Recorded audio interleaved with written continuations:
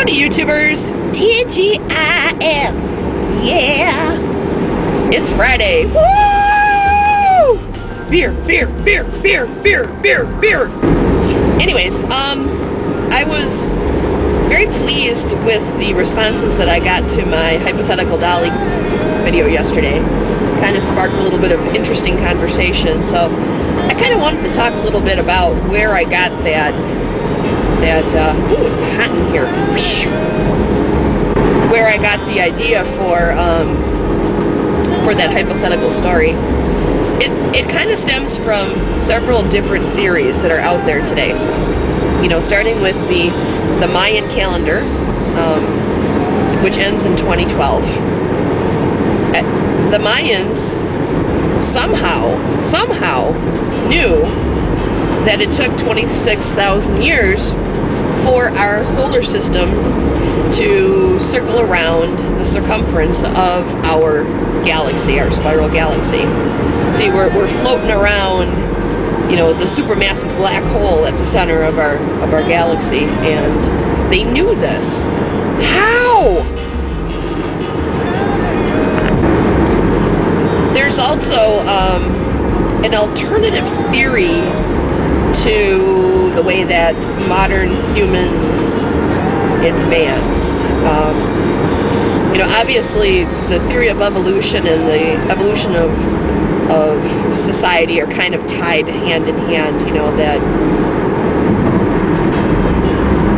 society slowly progressed through time to the place we're at right now.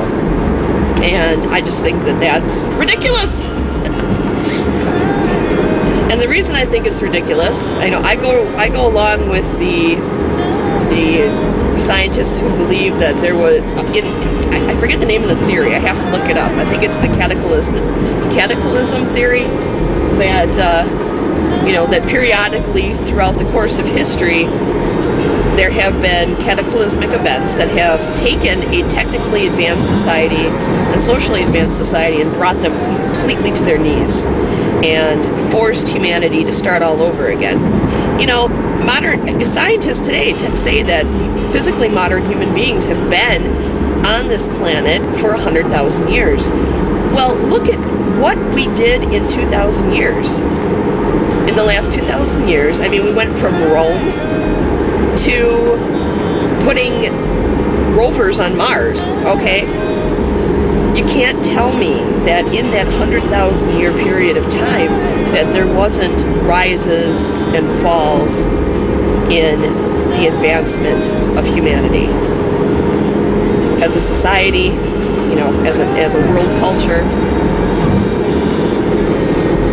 So that's another theory that I was like working with when I told that story. Another one is, of course, the belief in Atlantis. So, you know, everybody knows the story of Atlantis. It was this continent outside the Strait of Gibraltar, somewhere off the West African coast, that had an advanced civilization living on it, and, you know, something happened, there was a volcano, and the continent sank. Well, I don't believe that the continent sank. I believe that the continent slid as a result of a comet impact or a asteroid impact. See, a strong enough comet or asteroid impact could cause the crustal displacement to occur. See, the way that it works is all of the tectonic plates and the oceans and everything are on top of this layer of magma, okay? And it's kind of like a bar of soap floating in a bathtub, you know? The plates, you know, the crust has the ability to move. I don't think people realize that. And a big enough impact can cause not only the fracturing of the plates, but it can cause the crust to actually spin. So, and that could happen in a matter of moments.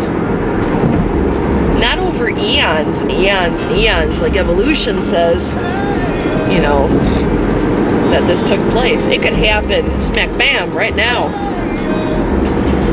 So what I think, you know, the people who were observing Atlantis, you know, sinking, were actually watching it drop off the horizon as it was floating away, which would make it look like it was sinking, but it wasn't actually sinking. And I think that continent now is Atlantis. I mean, Antarctica. Atlantis is Antarctica. There's some old maps out there. The one that comes to mind is the Prius map that shows Antarctica a lot further to the north of where it's currently located. And that map, you know, it's speculated was made in, you know, sometime BC,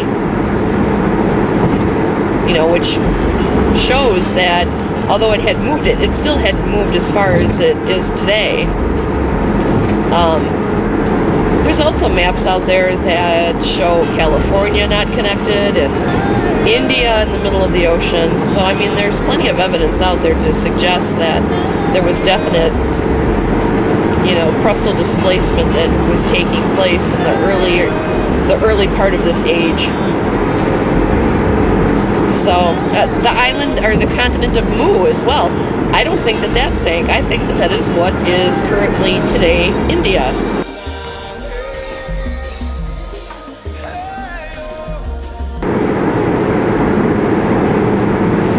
When the Atlanteans were escaping Antarctica by boat, or whatever means they could, they, you know, ended up in South America and Easter Island and Australia and off the tip of Africa and in the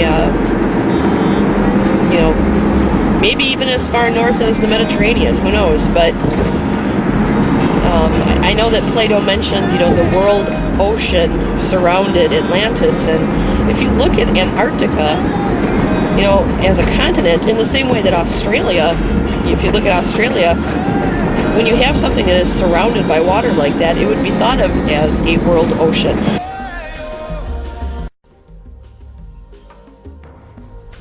Every single southern ocean touches Antarctica, you know? So, that was another theory that I was weaving into the story that I told yesterday. So, okay, well, I blah, blah, blah long enough. I hope you all have a great weekend. I am looking forward to just relaxing. This week has been one frickin' major headache, stress, raw from work, so I really wanna just relax and calm down. Give myself a mental vacation. So, you all have a great day. I love ya, and we'll talk to you later.